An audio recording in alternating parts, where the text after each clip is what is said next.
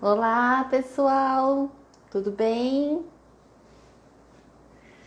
Olha, eu aqui novamente. Vamos chamar o pessoal. O que é isso daqui?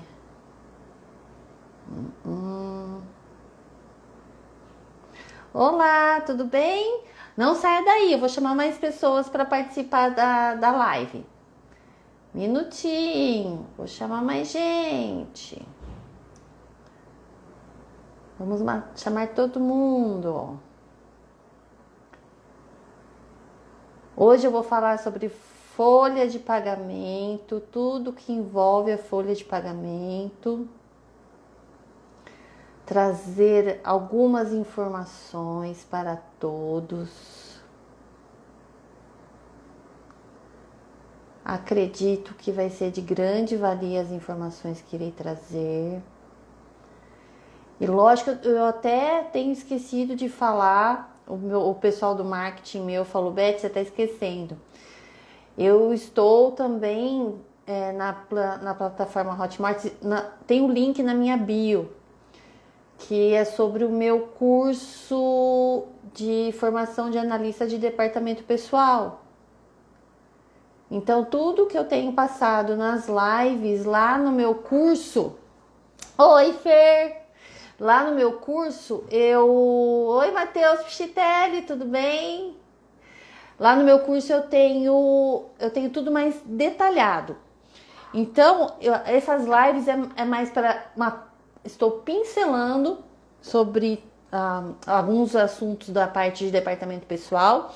E lá no meu curso você vai conseguir todos os detalhes, aí tem todas as fórmulas, também tem a apostila completa com outros tópicos que não estarão aqui nas minhas lives nessa semana. E como eu estava dizendo, hoje eu vou falar sobre folha de pagamento. Folha de pagamento é um grande problema para quem não entende da área, né? Para quem entende, é gostoso de fazer. Sério, gente, eu gosto muito de fazer folha de pagamento, de verdade. Eu tenho minha consultoria, eu vou nas empresas, presto consultoria, mas assim, a folha de pagamento, eu faço folha de pagamento de algumas empresas que são de alguns escritórios de contabilidade, são meus parceiros. E eu amo fazer, eu falo para elas que neste momento que eu faço as folhas de pagamento é um momento que é de relaxamento para mim. Porque é muito gostoso você inserir todas as informações ali, você vê os cálculos sendo realizados e você confere para ver se está tudo ok, para a pessoa receber o salário dele, as verbas salariais corretamente. Então é muito gostoso você conseguir gerar os tributos, encaminhar para a pessoa do financeiro da empresa para pagar. É muito gostoso isso. E é isso que é a minha intenção, é desmistificar a folha de pagamento para você. Você fazer, mesmo que você não faça internamente na sua empresa, que você encaminhe as informações para um escritório de contabilidade. Você tem que enviar as informações corretas e entender o que o escritório de contabilidade vai devolver para você. Senão, como que você vai saber se está correto ou não? A hora que for entregar o olerite para o colaborador, não é o escritório de contabilidade que entrega. Quem entrega é a pessoa que trabalha no departamento pessoal ou no recursos humanos. E ele vai ter dúvida e você vai precisar explicar. Então, mesmo que você não faça não faça a operação da folha de pagamento, a hora que ela chega para você, você precisa entender o que é cada rubrica, cada evento que estão ali nos olerites para você explicar para o seu colaborador. Oi, Sara, tudo bem? Bem-vinda. Então, pessoal, eu vou começar a falar sobre aqui a parte... A gente primeiro precisa definir os tipos de empregados, né? Temos empregados que podem ser mensalistas, empregados que podem ser horistas e empregados comissionados. Então, os mensalistas, independente do número de dias do mês, ele recebe um valor fixo, tá? Então, mesmo que o mês tenha 28, 29, 30 ou 31 dias, ele recebe um valor fixo. Se o salário dele é R$ 1.700, mesmo que tenha essa variação de dias, é R$ 1.700, tá? Horista. Horista já é conforme os dias do mês. Então, depende se vai de 28, 29, né, que é mês de fevereiro, 30 ou 31. Daí você tem que multiplicar as horas, que são 7 horas e 20 minutos por dia. Mesmo que ele trabalhe mais, é porque 7 horas e 20 minutos é o que dá certinho para dar as 220 horas no mês, tá? Se ele fosse mensalista. Então, daí você multiplica essas horas. Oi, Aline, tudo bem? Tô falando sobre folha de pagamento. Então, você vai multiplicar para saber quanto ele vai receber naquele mês. E os comissionados, ele pode ser misto, comissionado misto, ou ele pode ser apenas comissionado, sendo que daí ele tem um piso para receber, mesmo que ele, com a comissão dele ele não atinja aquele valor mínimo, ele tem que pelo menos receber o mínimo. Então, são esses tipos de empregados que você pode ter numa empresa. Oi, Daya, tudo bem? Como que você tá? Já tá aqui em Limeira? Vou falar sobre folha de pagamento hoje, tá? Então, daí outra coisa muito importante. Beth, qual é o dia que eu devo fechar a folha de pagamento? Então, antes do E-Social já era obrigatório você fechar sempre no último dia do mês, mas a gente sabe que isso não acontecia. A grande maioria das empresas fechava a folha. Quando eu falo fechar a folha, é o controle de jornada, tá? Para quem não entende, quem não é da área. Fechar o controle de jornada, o que é? Ou cartão de ponto, ou aquele ponto eletrônico, fechar no dia 25. Então, é sempre do dia 26 de um mês, por exemplo, a gente está em novembro, do dia 26 de outubro a 25 de novembro. Então, dia 26 de novembro, daí você faz... Oi, Daya!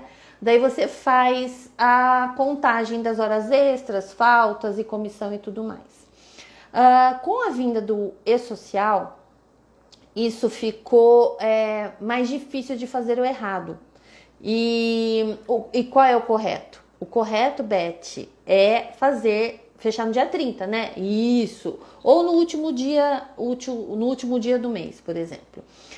Se caiu dia 31 no domingo, daí na segunda, no dia 1º, você começa a fazer a contagem do controle de jornada. Por que isso? Porque a lei diz que todas as verbas salariais que a pessoa tem para receber, ele tem que receber no máximo até o 5º dia útil do mês subsequente que ele prestou o serviço.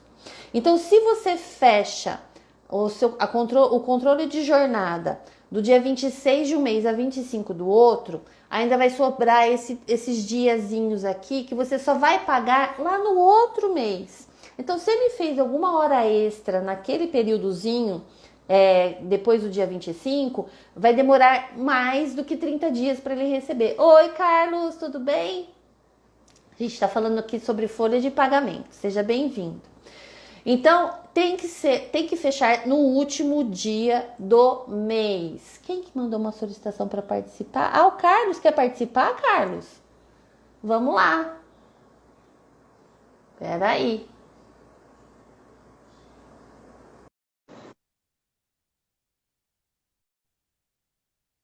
Mandei.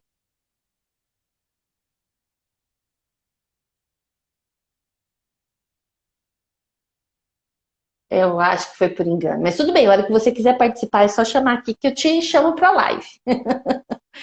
Então, pessoal, tá bom, pode deixar. Mas o dia que você quiser, é só falar. O Carlos, ele participa bem aqui da live, eu acho muito legal. Ele manda umas perguntas muito legais. Então, todo mundo que tiver dúvida, por favor, mande pergunta. Não. Então, pessoal, então é por isso que tem que fechar no último dia do mês, para a pessoa receber até o 5º dia útil do mês subsequente. Vamos também falar sobre, então, dia útil. Qual é o 5º dia útil? Sábado é considerado dia útil? Sim, porque a pessoa, o que é normal, o que se diz na lei, que a pessoa precisa trabalhar 8 horas de segunda a sexta e 4 horas aos sábados. Essa é a jornada mais comum. Então, o sábado é considerado um dia útil para a contagem do quinto dia útil, tá? De boa, Carlos, fica tranquilo. Manda pergunta aí. Então, quinto dia útil, sábado conta também. Mas não é um dia útil bancário, né? Então você precisa antecipar. Oi, Gui, oi, Matheus, tudo bem? Então você precisa antecipar o pagamento quando cai no sábado, quando cai no domingo, quando cai no feriado. Não é igual boleto que você cai no final de semana e você pode pagar na segunda-feira. Não. Tem que ser antecipado. Assim também como todas as guias de recolhimento referente à folha de pagamento. INSS, se cai no sábado, domingo, que seja algum dia que não seja útil bancário, você tem que sempre antecipar. Fundo de garantia tem que antecipar. INSS, DARF de imposto de renda tem que antecipar. Se cai no final de semana, tem que antecipar, tá bom? Então, é isso o quinto dia útil. Alguém tem alguma pergunta para fazer? Eu vou dar andamento, tá bom? Então, daí você precisa analisar os controles de jornada. Você precisa também, eu vou falar novamente aqui, tudo que eu falar nas minhas lives será com base na CLT, que é na Consolidação das Leis Trabalhistas. Por quê? A CLT, como eu falei ontem, repito, é que dá a regra geral do que você tem que fazer dentro da sua área trabalhista. Mas temos os sindicatos onde também colocam algumas cláusulas diferenciadas. Por exemplo, na CLT diz que hora extra, o mínimo é de 50%, um acréscimo de 50% sobre a hora normal. Tem convenção coletiva que fala que é 60%, outra 70%. Daí fala também que daí no final, domingo, folga e feriado, 100%. Mas também eu já vi convenção coletiva, por exemplo, antigamente, Sindicato das Joias era 200% de final de semana, de domingo e feriado. E no sábado era 100%. Então hoje já não é mais. Então tudo que eu for falar aqui é sobre CLT. Daí vocês precisam ver as particularidades de cada convenção coletiva, tá bem? Então, você precisa analisar seu controle de jornada para poder fechar a folha de pagamento. Ali você vai ter que ver quais são os critérios que você tem para aceitar algum tipo de atraso, ou então até a partir de quantos minutos que você começa a contar hora extra, tá? Beleza, identificou, você viu que tem as horas extras, daí você precisa lançar as horas extras na folha de pagamento. Se é 50%, lança 50%, se for 100%, 100%, lança. Daí, tem algumas pessoas que trabalham no período da noite.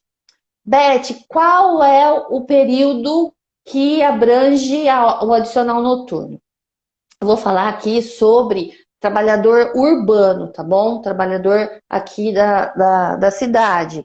Porque cada área, daí a área rural tem dois tipos, tem da área pecuária e tem da área de agricultura, que também é diferente, o adicional noturno. Isso tem tudo lá na minha apostila, lá no meu curso de formação de analista de departamento pessoal. A hora noturna, adicional noturno aqui na parte urbana, vai das 22 horas às 5 horas do dia seguinte, tá? E essa hora noturna, olha lá, gente, uma novidade que eu tenho certeza que muita gente não sabe. Ela é reduzida. Beth, como assim? A hora noturna é reduzida? Ela não tem 60 minutos. A hora são 52 minutos e 30 segundos. Difícil, né? Mas se você pegar a fórmula, você vai conseguir entender melhor. Por exemplo, você vai pegar então que a pessoa trabalhou das 22 horas de um dia às 5 horas do dia seguinte, tá?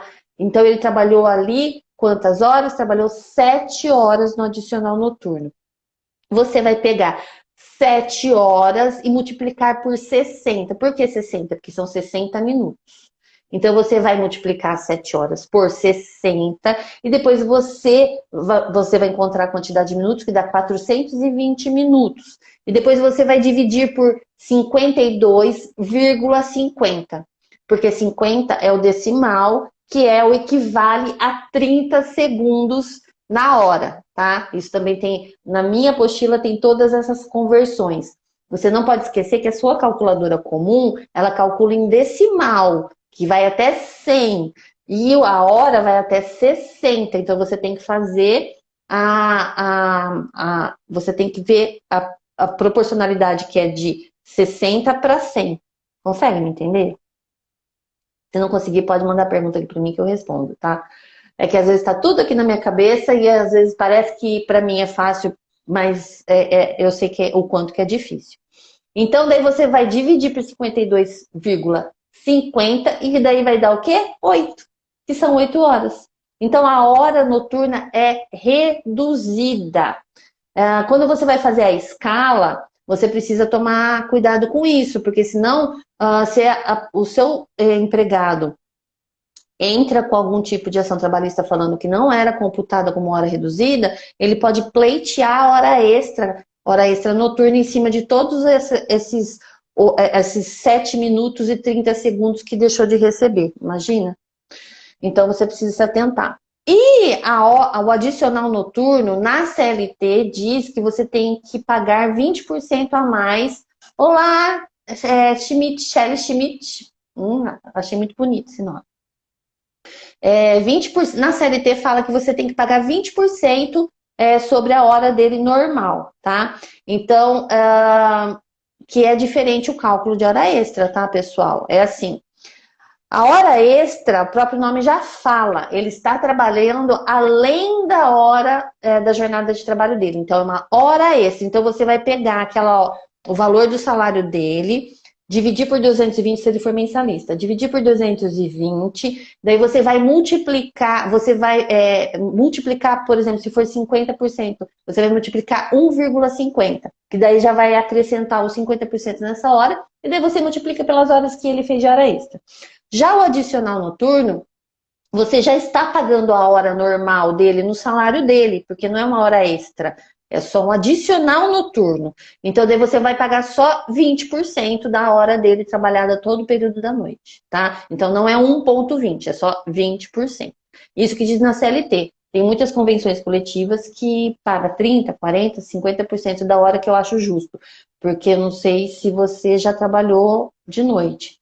Meu marido já teve uma fase há 15 anos atrás que ele trabalhou no período da noite. E, nossa senhora, ele não se acostumava, não é muito desgastante mesmo. Olá, tudo bem? Bem-vindo à nossa live. Estou falando sobre folha de pagamento. E eu estava falando agora, nesse minuto, sobre a hora noturna, sobre adicional noturno. E agora eu vou falar sobre a hora extra noturna.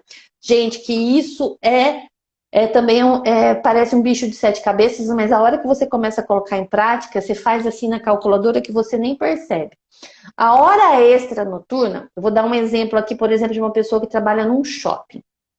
Então, o shopping fecha às 10, a jornada de trabalho dela terminaria às 10 horas da noite. Só que teve que fazer uma contagem de estoque, ou então teve época de Natal, trabalhou até um pouco mais tarde e fez uma hora extra. Essa hora extra, ela adentrou no período noturno. Então, passou das 22 horas, que era quando terminava a jornada dela. A partir ali das 22 já era a hora extra. Só que já aí também está dentro da adicional noturna. Então, como que é o cálculo, Beth? É o seguinte. Você vai pegar a hora dela, você vai acrescentar a porcentagem da hora extra nessa hora. Então, se é 50%, então você vai pegar a hora dela. Por exemplo, se ela é mensalista, pega o salário, dividir por 220, multiplica por 1,50. E daí vai acrescentar o adicional, vai acrescentar a hora extra dela. Daí tem que fazer o quê? Olá, Denise, tudo bem? Que legal que você está aqui, que legal. Se tiver alguma dúvida, você pergunta para mim. Daí você vai acrescentar o quê? O adicional noturno sobre essa hora extra, que é mais 20%. Então, daí você vai o quê? Colocar mais 20% sobre essa hora com hora extra. Então, você paga a hora extra mais o adicional noturno, tá bem? Na minha apostila tem todas essas formulazinhas também para você para você acompanhar quando você estiver fazendo o seu fechamento de folha, até você pegar a prática. A hora que você pega a prática, você faz de olhos fechados. Ah, olha, o Gui tá mandando uma pergunta para mim. Por que a maioria não fazem esse horário, fazem menos? Sobre o que você está falando? Porque a maioria não fazem esse horário, fazem menos. Eu não sei, você precisa me detalha melhorzinho o que você está precisando, que você está com dúvida, Gui, que daí eu explico para você, tá bom? Eu vou adiantando enquanto isso, enquanto você formula a pergunta aí que eu não entendi. Então, essa é a hora extra noturna. Daí tem o quê? O DSR, outra sigla. Mas o que significa DSR? Descanso semanal remunerado. O descanso semanal remunerado são todos os domingos e feriados, são os dias de folga. Vai que a pessoa está numa escala aí que não é, o domingo não seja a folga, então são todos os dias de folga, mais os feriados. Feriados, a gente precisa abrir um parênteses aqui, porque tem alguns tipos de escala que o feriado não o feriado não conta como descanso semanal remunerado, tá? Por exemplo, uma escala 12 por 36. Independente se seja feriado ou não, ele não é descanso semanal remunerado dele. Aqui, vamos ver, o Gui mandou para mim. Vamos lá. Peraí. Não apareceu a dúvida aí. Minha dúvida é: funcionário de shopping tem que fazer 8 horas normais? Porque a maioria fazem menos que 8 horas por dia. Sabe por quê, Gui? Depende da escala. Porque o shopping, ele abre todos os dias. Ele abre de segunda a segunda. Então, pode ser que ele trabalhe, por exemplo, 7 horas e 20 minutos e que ele trabalhe daí todos 6 dias para folgar um, entendeu? Então, por isso que ele pode. Mas, assim, tem que. Somando todas as horas dele de trabalho, tem que dar 44 horas semanais. Eu falei sobre jornada de trabalho. Se eu não falei, agora vai ter alguma outra live que eu vou falar. Jornada de trabalho tem vários tipos de jornada de trabalho. Tem a jornada de trabalho que são 44 horas semanais, que é a mais comum. Tem a jornada parcial, que é o tipo de contrato parcial, que pode ser de 30 horas semanais ou 26 horas semanais. 30 horas semanais não pode fazer hora extra. 26 horas semanais pode fazer até 6 horas extras por semana. Então, depende. Ah, é a Aline! Eu falando Gui. É que é de Guidote. Oi, Aline! Tudo bem, minha linda?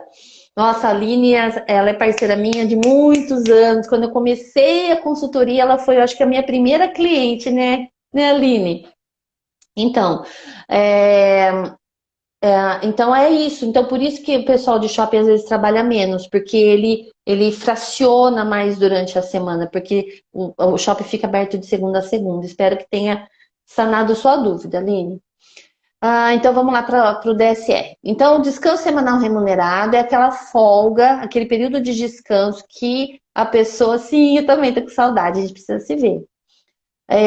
Que é o descanso que a pessoa tem de direito e é remunerado. Ele descansa e é remunerado, por isso que chama descanso semanal remunerado. Porque, assim, muitos empregadores falam assim para mim, Beth, eu somo a carga horária aqui do meu trabalhador e não dá 220 horas no mês. Mas é porque tem que levar em consideração o descanso semanal remunerado, entendeu? Então, se você colocar todos os dias do mês e multiplicar, vai dar 220. Tem que ser sempre contando por 30, tá? Porque mensalista é 30. Então, vai dar as 220 horas por mês. E daí, Beth, esse DSR aqui, depois eu vou falar na parte de descontos, o desconto de DSR, tá? Então, o DSR é isso. Daí tem outros 2 tipos de adicionais que causa muita dúvida também no pessoal de departamento pessoal, principalmente se ele não tiver uma pessoa, um engenheiro de segurança do trabalho ou um técnico de segurança do trabalho que não tem orientado, ou então que a pessoa às vezes não consegue analisar um PPRA, um PCMSO. O que é PPRA, PCMSO? Olha as siglas. PPRA é o que fala, o que é a análise sobre os riscos ambientais, é o Programa de Prevenção de Risco Ambiental. E o PCMSO é o Programa de Medicina e Saúde Ocupacional, que cuida da saúde do trabalhador, tá bom? Então, a periculosidade e insalubridade. Vamos fazer já a diferença do que é um e que é outro. Que às vezes a pessoa fala, você não tinha que receber periculosidade? Não, nem insalubridade. Mas vamos lá, vamos explicar. Vamos ver a Daia. A Daia entrou aqui. Oi, Daia. Vamos ver o que ela está perguntando. Olha aqui, ela está perguntando: quando trabalha no feriado e aos domingos, são pagos 100% e gera horas em dobro? Então, se é paga a hora extra, a gente precisa analisar a convenção coletiva ou a lei que a pessoa segue, tá? Se for, às vezes, alguma empregada doméstica, babá, se for algum empregador doméstico, daí precisa analisar. Se for para banco de horas, é um por um. Isso aí também está lá na lei falando que do banco de horas, que isso daí é uma negociação. Quando é CLT, é uma negociação entre as partes, tá? Então daí gera um por um mesmo. Agora, quando é trabalhado e pago depois como hora extra, daí geralmente é 100%, tá? Geralmente é 100%, mas precisa analisar caso a caso. Agora, o que é periculosidade e o que é insalubridade? Periculosidade é tudo aquilo, toda aquela atividade que gera um risco imediato para o trabalhador. Beth, o que é risco imediato? Uma explosão, pegar fogo.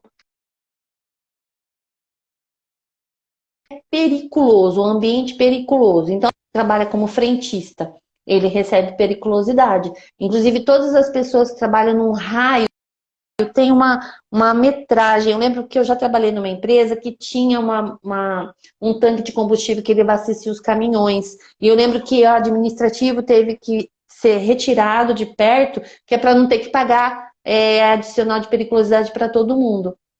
Então tem uma distância, se eu não me engano, acho que de 30 metros que tem que ter. Se depois de 30 metros você estiver trabalhando depois de 30 metros, você não precisa receber periculosidade. Mas quem trabalha perto do combustível recebe periculosidade. Por exemplo, até no posto, não tem ali a lojinha de conveniência? A lojinha de conveniência está praticamente em cima do tanque de combustível. Então, as meninas ali também precisam receber periculosidade, tá bom? E o que aí assim, periculosidade não tem como eliminar. Não tem como, a pessoa que abastece combustível não tem como eliminar. Então, identificou que ali que é um ambiente perigoso, a pessoa recebe periculosidade. E o valor da periculosidade é 30% do salário base da pessoa. E ele entra também como base para cálculo de hora extra e para cálculo de adicional noturno, tá? Então, ele faz parte daí do salário da pessoa. Daí também vai refletir em 13º e em férias, tá bom? Se recolhe fundo de garantia, se recolhe INSS sobre periculosidade também.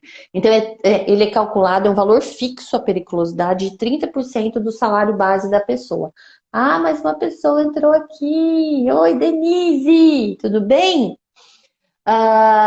Essa é a periculosidade. Agora vamos para a insalubridade. A insalubridade já é um pouquinho mais, como que eu posso dizer, mais técnico. Isso quem vai conseguir analisar perfeitamente, que vai poder dar uma resposta perfeita se o ambiente é insalubre, é o engenheiro de segurança do trabalho ou o técnico de segurança do trabalho. Não mentindo. São eles só que conseguem analisar, por isso que precisa ter o LPCAT, que é o laudo técnico de ambiente de trabalho, é o PPRA, é o PCMSO. Eu bato muito nessa tecla porque é muito importante, são documentos muito importantes. Você tem uma empresa que tem um funcionário registrado, você precisa ter esses documentos, tá? Consulte um técnico de segurança do trabalho. Então, a insalubridade. A insalubridade, o adicional de insalubridade é quando a pessoa trabalha num ambiente insalubre. Não é que vai dar um risco imediato para a saúde dele, mas ele pode acometer doenças ocupacionais ao longo da sua carreira. Mas tem como eliminar. Ambientes insalubres podem ser eliminados através de EPIs e EPCs. O que é EPI? O que é EPC? EPI é equipamento de proteção individual. EPC, equipamento de proteção coletivo.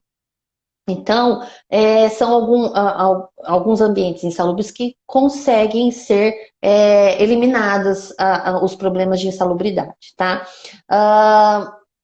E tem 3 níveis de pagamento de insalubridade. Vamos ver, tem aqui mais uma perguntinha da Aline. Ainda mais agora com o social, tem que ter mesmo todas as empresas, inclusive MEI. Exatamente. A MEI precisa ter também. Se ela tem um empregado trabalhando, precisa ter. Isso mesmo, a partir de janeiro de 2022, assim, pelo menos a que está até agora no cronograma, né, Aline? Que a partir de janeiro de 2022 a gente vai ter que enviar todos esses documentos pelo e-social. A gente não, que vai emitir esse arquivo vai ser a empresa que você contratou para fazer o PPRA e PCMSO e tem que enviar, tá bom? Daí vai ter que ver toda também a parte de exames admissionais, periódicos, retorno ao trabalho para ver se está tudo ok, porque vai tudo para o e-social. Pessoal, é muito importante isso, muito importante. E a grande maioria dos empregadores, dos empresários, eles não têm, não porque eles não querem ter, porque eles não sabem, eles não receberam essa informação de alguém, entendeu? Então, você precisa estar informado, procure uma consultoria de departamento pessoal, ou então, se na seu escritório de contabilidade, se eles te informam direitinho. Eu, com todas as folhas de pagamento que eu pego, que é das minhas parceiras de contabilidade, eu pergunto para a pessoa se tem o PPRA e PCMSO, porque é muito importante. Então, vamos voltar aqui para a insalubridade.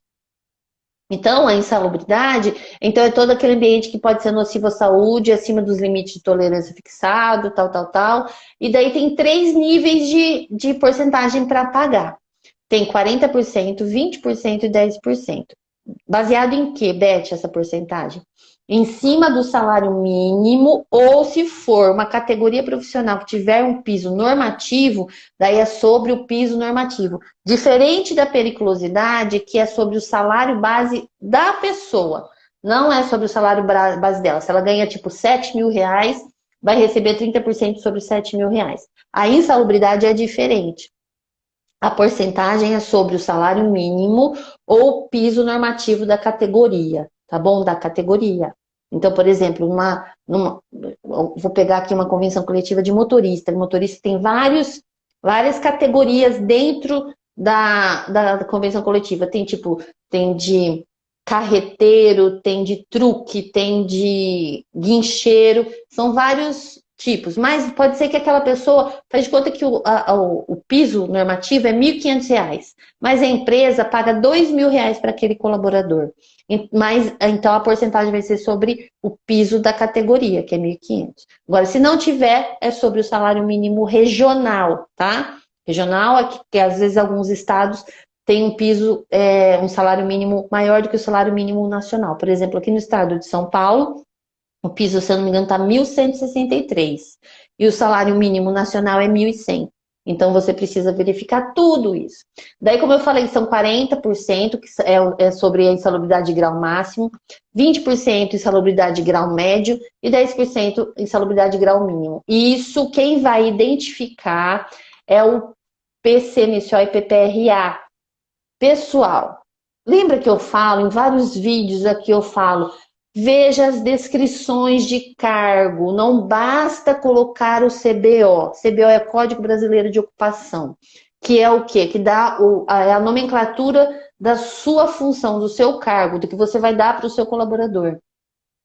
Se você deixa isso a cargo da pessoa lá, do engenheiro de segurança do trabalho, ele vai simplesmente, a grande maioria, tá? Não são todos, senão eu vou criar briga aqui, a grande maioria faz um Ctrl+C, Ctrl+V. Ele entra lá no site do Ministério do Trabalho, vê o CBO que a pessoa é registrada, dá um Ctrl+C ali na descrição de cargo dele e Ctrl+V no documento. E nem sempre a pessoa faz tudo aquilo que está ali na descrição, porque a descrição é muito abrangente que está lá no CBO. É muito abrangente. Lá ele coloca tudo que a pessoa pode fazer naquela função. E nem sempre aquela pessoa faz todas as funções que estão ali. Por isso que entra a consultora de departamento pessoal RH, que vai na empresa e eu faço sempre um formulário, eu faço perguntas para as pessoas eles precisam descrever para mim tudo que ele faz, como, quando e por quê. Eu faço todos eles pensarem o porquê que eles fazem aquela função, que muita gente às vezes faz sem saber porquê. E daí eu faço a descrição de cargo sobre aquelas informações. Lógico, daí eu analiso junto com a menina do RH, o menino do RH, analiso com o líder, então a gente formaliza e valida. Então daí aquela descrição que eu fiz é o que vai para o engenheiro de segurança do trabalho para elaborar o documento. Nessa descrição pode ser que elimine alguma insalubridade que normalmente se ele pegasse no Ministério do Trabalho ele identificaria que teria que pagar uma insalubridade. Entendeu a importância de cada atividade dentro do setor de departamento pessoal? Departamento pessoal é muito importante. Você precisa saber qual a diferença de departamento pessoal e recursos humanos. Departamento pessoal é essa parte toda burocrática que eu amo, amo. De verdade, amo. Adoro saber sobre lei trabalhista, adoro ensinar, adoro as pessoas que me perguntam, porque eu não gosto que as pessoas façam as coisas achando que está certo, não. Eu estou aqui justamente para ensinar. Agora, um outro tipo de adicional, olha, o pessoal da Vila Pet, que cuida dos meus pets lindos, dos meus filhotinhos. A Joyce, a Gabi, são os amores, eu vou fazer live com elas também. Quem que entrou aí, a Joyce ou a Gabi? Ah, elas são os amores, elas amam os meus gatinhos e o meu cachorrinho, que é o meu velhinho, amam. Vou falar sobre outro adicional, que é o salário família. O salário família, ele é pago para tanto trabalhadores homens quanto as mulheres, para todos aqueles que têm filhos até 14 anos incompletos. Ai, a Joyce, ai, ela é uma fofa. Tudo bem, Joyce? A Marie tá melhorzinha, viu? Ela já tá andando bem legalzinho, tá bem melhor. Para todos aqueles que têm filhos de até 14 anos incompletos ou para filhos que sejam considerados inválidos. Inválidos que eu falo que pode ter alguma deficiência física ou alguma deficiência. Eu não sei nem se é mais deficiência mental que fala. Por favor, se eu estiver falando errado, pode me corrigir. Eu não acredito que seja mais deficiência mental, mas vocês, por favor, me corrijam, tá? Então, todas aquelas crianças que dependem ainda do seu pai e da sua mãe, tá bom? Recebe. E qual é a tabela agora de 2021? A tabela é para quem ganha até R$ 1.503,25, ele recebe por filho R$ 51,27. Tá bom? Então, essa é a tabela hoje do salário família. E o salário família não é um gasto a mais que o empregador vai ter. Esse daí é um repasse. O empregador simplesmente repassa, porque entra no lerite da pessoa, a pessoa recebe, mas depois o empregador ele desconta da guia do INSS. Então, daí ele não paga esse valor para o INSS, para o governo. Então, é o governo que paga, tá bom? Só passa pelo empregador e vai para o empregado. Então, esse é o salário família. Daí tem as comissões. As comissões, elas também refletem no DSR, tá? Assim como a hora extra, adicional noturno, que também tem que se pagar o DSR, que é o descanso semanal remunerado, comissão também. A comissão vai de empresa para empresa, não tem uma regra, tá bom? Não tem uma regra na CLT, mas entra como base de fundo de garantia, base de INSS, 13º e férias, e também daí reflete no DSR. A pessoa precisa receber o reflexo da comissão no DSR. Então, essas são a grande parte dos proventos que eu falei para vocês aqui. Se vocês tiverem alguma dúvida, por favor, mande pergunta para mim. Deixa eu ver se alguém mandou alguma perguntinha aqui para trás. Não. Então, se vocês tiverem alguma dúvida, só me perguntar, tá bom? Então, vamos agora para os descontos. Os descontos são basicamente a parte de tributo sobre a folha. Então, o INSS da parte do trabalhador é descontado ali no olerite. O imposto de renda retido na fonte também. Faltas, DSR sobre as faltas, aí que daí eu estava falando O que que você mandou, Denise? Você mandou uma pergunta? Deixa eu voltar aqui, peraí. Deixa eu ver se eu acho. Deixa eu ver se... Ah, uma pergunta aqui no... Peraí, deixa eu dar uma olhadinha. Ai, obrigada, é deficiência intelectual. Obrigada, obrigada, viu? Não é deficiência mental, deficiência intelectual. Eu sabia que era outra palavra, mas eu não lembrava. Mas assim, a gente tem que ser humilde e pedir ajuda, né? Então, muito, muito, muito obrigada, viu? Deficiência intelectual. Então daí recebe também acima de 14 anos, tá bom? Eu não tô achando aqui, Denise. Se você mandou alguma pergunta para mim, manda de novo, por favor, tá bom? Então, daí tem desconto de DSR também sobre, por exemplo, quando que eu desconto o DSR da pessoa? Tem muitas empresas que eu faço a folha de pagamento que não desconta DSR. Mas pensa assim, eu gosto de ser muito imparcial, tá bom? Eu tenho que ver o lado da empresa e do empregado. Eu tenho que ser muito imparcial. A base do departamento pessoal é ser imparcial. Quando o seu colaborador faz uma hora extra ou faz o adicional noturno, a empresa não é obrigada a pagar o DSR, não tem o reflexo no DSR. Então, o contrário também. A empresa tem o direito de descontar. Quando? Quando a pessoa não cumpre a carga horária semanal dela. Que seja 15 minutos, a empresa pode descontar. Tem algumas convenções coletivas que criam algumas regrinhas sobre esse desconto. Tem umas convenções coletivas, inclusive, que não deixa descontar. Então, você precisa analisar a convenção coletiva. Mas a CLT autoriza. Se a pessoa não cumpriu com a carga horária semanal dela, pode descontar o DSR. Daí, gente, vocês não imaginam, na minha consultoria chove perguntas e tipos de interpretações, porque as leis trabalhistas, não só as leis trabalhistas, como as leis em geral aqui no Brasil, elas são muito subjetivas. Cada um interpreta de um jeito, cada um acha que é de um jeito. Por exemplo, vou te falar uma coisa. Tem muitas linhas de pensamento que acha que não deve descontar DSR de mensalista. Mas também tem muitas outras linhas que falam que deve. Eu acho que deve. A pessoa não cumpriu a carga horária semanal, então deve. Por quê? Porque quando ela faz hora extra, eu pago, tá?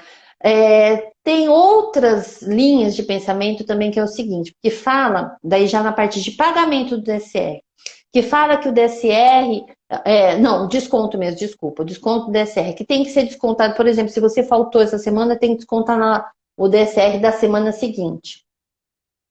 Só que as pessoas esquecem que aqui no Brasil a semana começa no domingo. A semana vai de domingo, no Brasil não, acho que é no regra geral, né?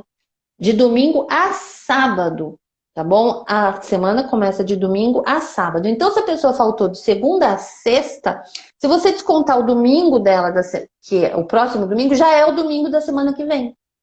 Então, essa também cria muita dúvida, muita dúvida. Por exemplo, se a pessoa, às vezes, tem um feriado na outra semana, ou então nessa semana, se desconta o DSR já dessa semana que a pessoa faltou, ou só se foi um feriado da semana seguinte. Então é bem complicado. Peraí que tem mais uma perguntinha aqui. E a prioridade são os meus amores que estão me assistindo. E aqui, Denise.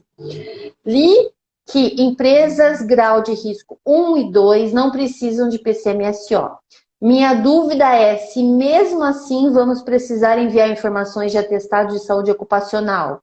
Somos uma escola de cursos livres. Denise,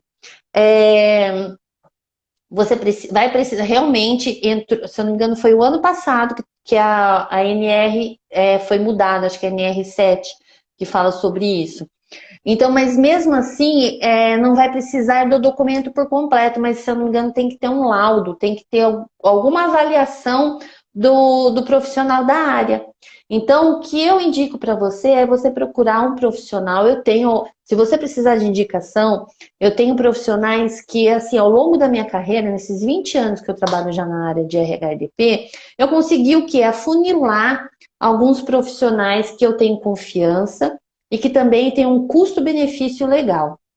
Então, sempre que vocês precisarem de profissionais na área de segurança do trabalho, de medicina ocupacional, e alguns outros tipos de profissionais dessa área, pode me perguntar que eu indico assim, de olho fechado, que são profissionais excelentes e que têm um custo-benefício legal para as empresas, tá bom? Então, realmente, vai ter que mandar sim, tá? Pode ser que não tenha que fazer o documento PPRA e PCMSO, mas os exames vão continuar, que é o ASO, que é o Atestado de Saúde Ocupacional, e vai ter que enviar para o E-Social, pelo menos até o momento, o cronograma está dizendo que tem que enviar. Vamos ver, na hora que chegar perto, que isso daí já era para ter mandado há 2 anos atrás. Tem mais perguntinha aqui do Carlos. Beth, como a bonificação ou premiação de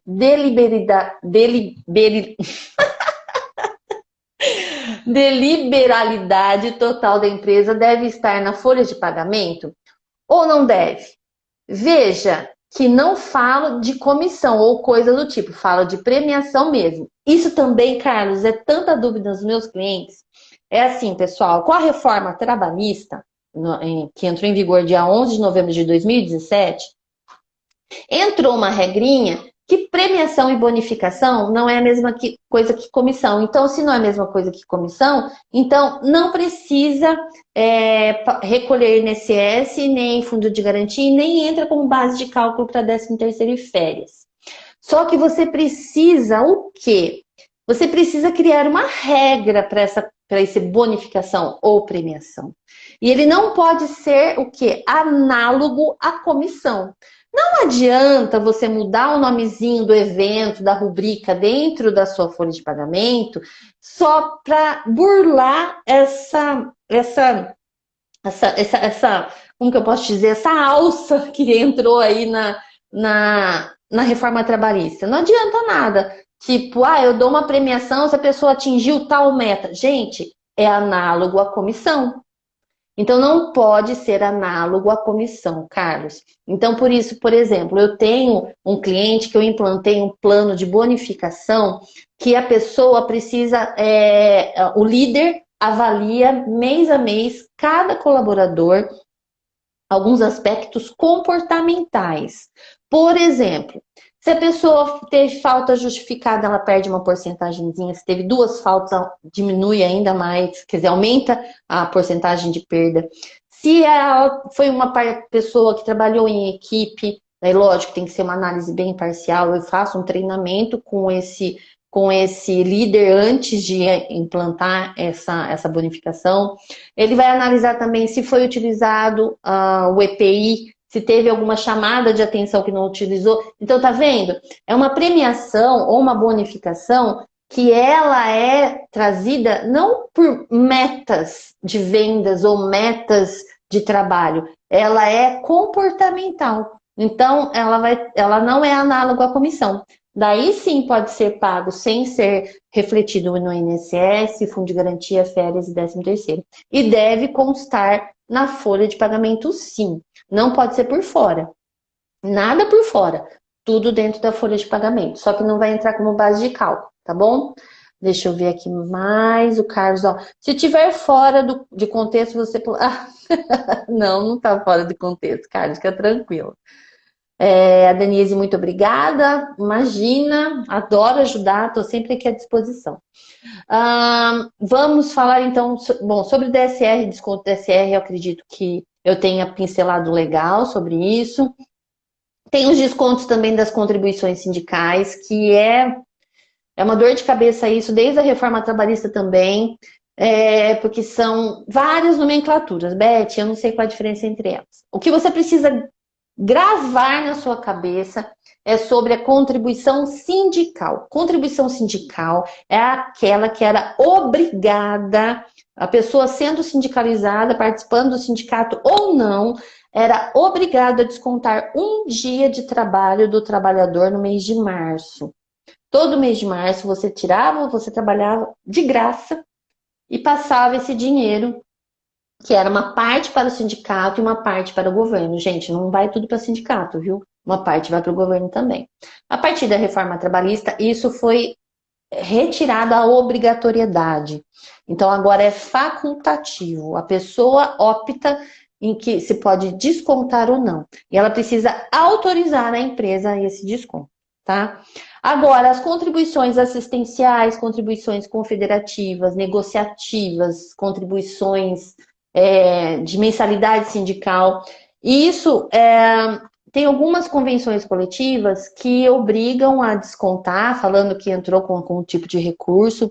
Eu já pesquisei muito isso com as minhas advogadas, que eu tenho 3 advogadas trabalhistas que trabalham com parceria comigo, e elas falam, alguns sindicatos falam que entraram com algumas ações e tal, só que assim, o que você precisa levar em consideração é o seguinte, se você descontar essa contribuição e você não teve autorização do trabalhador, ele entrar com processo trabalhista, ele consegue reaver todo esse dinheiro. Você sabia disso? Ele consegue reaver todo esse dinheiro. Então, eu tenho um documento onde tem vários tipos de autorização de desconto na folha de pagamento que a pessoa vai fazer um xizinho, se autoriza ou não, e assinar embaixo. Entre elas, essas opções, se vai ser descontado ou não, é a contribuição sindical, as outras contribuições, que é assistencial, confederativa, tal. Essa, peraí, que eu também já vou fazer um adendo sobre isso. Plano médico, plano odontológico, farmácia, seguro de vida, todos esses descontos eu faço um documento que ele me autoriza a descontar na folha de pagamento, tá? Daí, qual é o adendo que eu falo sobre a contribuição assistencial e confederativa? Se ele não quer que desconte, essa ele precisa ir ao sindicato ou mandar pelo correio, tem alguns sindicatos que autoriza a mandar pelo correio a carta de... Ai, tem um nome da carta, meu Deus do céu. Que é uma carta que fala que ele não quer contribuir para o sindicato, tá? Então, mas isso, pessoal do DPRH, você tem que deixar de livre escolha do trabalhador. Você não pode impor. Porque a gente tem que pensar também que o sindicato tem um papel muito importante na vida do trabalhador das empresas. Tanto o sindicato patronal quanto o sindicato dos funcionários. A gente não pode generalizar. A gente sabe que tem muito sindicato que é fictício, que está ali só para tirar dinheiro, que não faz nada pela categoria, mas tem muitos que fazem. Eu conheço muitos sindicatos que fazem. Por exemplo, o Sinecol aqui em Limeira, que é o Sindicato do Comércio de Limeira. Ele tem meu Deus do céu, um clube, que se você pagar uma mensalidade sindical, você tem direito. Tem academia, tem piscina, tem salão de festa. E é tudo coisa assim, novinha, bonitinha, sabe? Eles dão direito a salão de beleza para cortar cabelo, psicóloga. Então, a gente não pode generalizar. A gente tem que analisar se aquele sindicato realmente faz alguma coisa por você ou não, tá? Então, por isso que DPRH não pode impor, tem que deixar que ele decida se vai querer contribuir para o sindicato ou não. Se ele não quiser, ele vai ter que fazer uma carta e levar 2 vias, porque daí uma vai ser protocolada, ele vai trazer para você, daí você não desconta. Tá bom? Essas contribuições todas outras lá. A sindical não, a sindical daí ele tem que dar autorização. Tá bom? Empréstimos consignados, eu acho muito legal você criar regras sobre empréstimo consignado. Você sabe o que é empréstimo consignado, né? É aquele que você faz, você faz esse empréstimo com um banco e esse banco faz os empréstimos desde que tenha autorização da empresa. A empresa tem que enviar uma autorização para fazer esse empréstimo consignado. Pera um pouquinho só. O banco vai analisar se tem margem e daí vem uma carta, inclusive com autorização do trabalhador, e você vai descontar um certo valor na folha de pagamento, tá bom? Descontos judiciais. É mais fácil falar sobre pensão alimentícia, né?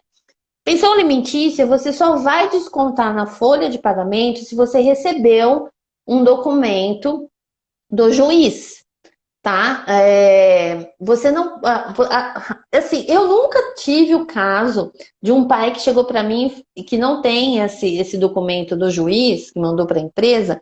Eu falei assim, eu quero que desconte do meu salário 30% e deposite na conta da mãe do meu filho. Nunca tive, infelizmente. Seria legal se muitos desses pais tivessem consciência que esse dinheiro vai para o filho e não para a mãe, né? Então, você vai descontar da folha de pagamento seguindo as regras que está no documento que você vai receber do juiz que teve o acordo da pensão, tá bom? Olha, você tem que analisar bem, tá? Porque tem umas que falam que é 30% do líquido que você não vai descontar também do fundo de garantia, que tem direito também sobre 1/3 das férias, então você tem que analisar todo o documento para ver se está pagando direito, senão acaba sobrando para a empresa. Oi, Kati, tudo bem? Estamos falando sobre folha de pagamento. Infelizmente, estamos no finalzinho, mas não vai embora não, assiste aí. Peraí que tem... O Edgar perguntou, tem algum problema se não pagar o sindicato? Olha, Edgar, tem alguns sindicatos que ficou meio tristinho, sabe? Com a reforma trabalhista. Então, eles não dão apoio para aquelas pessoas que não contribuem para ele. O empregado que não contribui para o sindicato, tem alguns sindicatos que não ajudam, que não dão orientações. Tem outros não. Por exemplo, o sindicato, que eu vou falar de novo do Sinecop, porque eu já trabalhei bastante com eles são muito legais. Não estou puxando sardinha, porque eles fazem um trabalho legal mesmo. Eles dão auxílio, eles tiram as dúvidas. Eu ligo lá, às vezes, por telefone eles tiram as dúvidas. Então, ele não vê a quem, ele só quer fazer o bem. Ah, até rimou, né? Então, tem sindicato que realmente... Ah, e outra coisa também que tem acontecido muito, sabe o quê? Por exemplo, quando tem convenção coletiva, tem muito sindicato agora que está vendendo a convenção coletiva. Eu não consigo mais ter nos sites. Antes tinha tudo no site, você entrava lá, baixava o PDF e tinha todas as regras novas da convenção coletiva. Agora não, meu filho. Com essa história de que não está tendo mais obrigatoriedade de descontar a contribuição sindical, você tem que pagar agora para ter convenção coletiva em mãos. Daí, sabe como que faz? RH e departamento pessoal é muito unido, né? A gente vai perguntando para um, para outro, para outro. Você tem? Daí sempre acaba achando. Eu não vou pagar. Tem lugar que cobra R$ 150 para ter convenção coletiva. Um absurdo. Então, daí sempre tem alguma amiga que vai passando, daí eu consigo ter. Isso mesmo, nós somos muito unidas nessa área, viu? Graças a Deus, somos muito unidas. Pessoal, sobre folha de pagamento, eu dei uma pincelada e novamente vou falar aqui para vocês que eu tenho meu curso de formação de analista de departamento pessoal. Oi, Gui não. Oi, Aline. É verdade, né? É verdade. Eu tenho meu curso de formação de analista de departamento pessoal. O link está na minha bio, aqui do Instagram. Se você for lá na minha bio, tem o link lá da minha página de vendas da formação de analista de departamento pessoal. E amanhã voltarei com mais uma live. Espera aí que eu vou ver qual é a live de amanhã, gente. Eu acho que é férias. Acho que são férias individuais. Se eu não me engano. Espera aí que eu vou entrar aqui para ver rapidinho. Tá sendo muito gostoso. Tá sendo muito gostoso mesmo. Tá tendo uma adesão grande das pessoas aqui nas minhas lives. Eu tô muito feliz. Vocês não imaginam o quanto que eu tô feliz com isso. E muito obrigada por participar, por mandar perguntas. Eu acredito que cada vez mais vai ter mais perguntas para eu responder. E quem me conhece sabe que eu gosto de tirar as dúvidas. Espera aí que eu entrei aqui, vamos ver qual que é amanhã. Férias individuais. Adoro falar sobre férias. Amanhã vai ser férias individuais. Depois de amanhã vai ser férias coletivas, que eu gosto mais ainda de falar, porque tem tanta regrinha que ninguém conhece, eu adoro falar. Obrigada, Aline, obrigada mesmo, viu? Como eu disse, você foi, acho que, a minha primeira cliente da consultoria. Pessoal, até amanhã, bom descanso, fiquem com Deus. Se tiver dúvidas, manda para mim no direct, me sigam. E se você souber de alguém que esteja precisando fazer esse curso, indique, divulgue as minhas lives. E muito obrigada mesmo, viu? Beijão para todo mundo e até amanhã.